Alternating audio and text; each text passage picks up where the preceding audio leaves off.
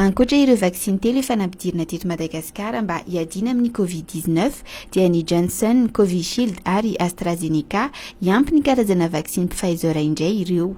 Andrasana ho tonga ny zoma 20 Novambra ho avy izao ny vaksiny Pfizer efatra fatra raha ny nambaran'ny ministry ny fahasalamam-bahoaka ny profesora Zely Arivelo Randriamanantany androany alatsinainy nandritra ny fananganan-tsaina teo anivon'ny ministera. Efa tafapetraka ao amin'ny hopitaly be filatanana amin'izao fotoana izao ny vata fampangatsiahana manana maripana latsaky ny 20 degré Celsius miisa 4 izay tahirizana io vaksiny vaovao io.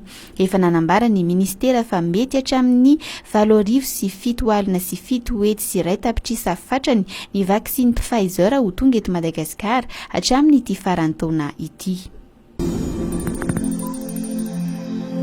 Nanome boky miisa 300 ho an'ny ministeran'ny Jono sy ny toe-karena manga ny sampana miandraikitra ny fambolena sy ny sakafo eo anivon'ny firenena mikambana na ny FAO. Ireo boky ireo dia natao hanampiana ity ministera ity amin'ny fampivelarana ny Jono madinika ary hanampiana ihany koa ireo ezaka amin'ny ady atao amin'ny tsy fanjarian-tsakafo. Notanterahina androany alatsinainy ny fanomezana amin'ny fomba ofisialy ireo boky ireo ka nanatrika izany ny ministra misahana ny Jono sy ny toe-karena manga tsy ny solotena maharitry ny FAO eto Madagasikara, Maurice ary Seychelles. Nanazava ny ministry ny Jono fa anisan'ny mibahan-toerana lehibe ao anatin'ny toe-karena-pirenena ny Jono madinika satria dia mahatratratra ny amin'ny 700 isan-jato ny famokarana avy aminy ary mamelona mivantana olona eo amin'ny 10 hetsy sy iray tapitrisa eo ity arin-karena ity.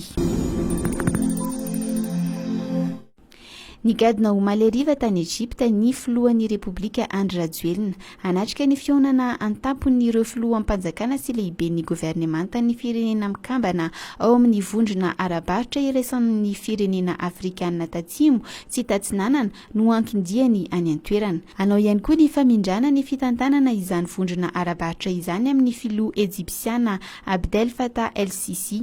Efa tamin'ny taona 2012 nandritra ny fihaonana an-tampony no raisin'ny Madagasikara no efa filohan'ny Comesa i Madagasikara. Efa tamin'ny taona 2012 no tokony ho nafindra ny fitantanana saingy noho ny olana nisy tany Burundi dia tsy natao tany an-toerana ny fivoriana manaraka fa tao amin'ny foiben'ny Comesa ka i Madagasikara ihany no nitarika ny vondrona. Mbola nisy ihany koa ny fiemorana noho ny antony politika sy ara-pahasalamana ka ny taona 2012 vao nisy indray ny fivoriana manaraka tany amin'ny firenena mikambana.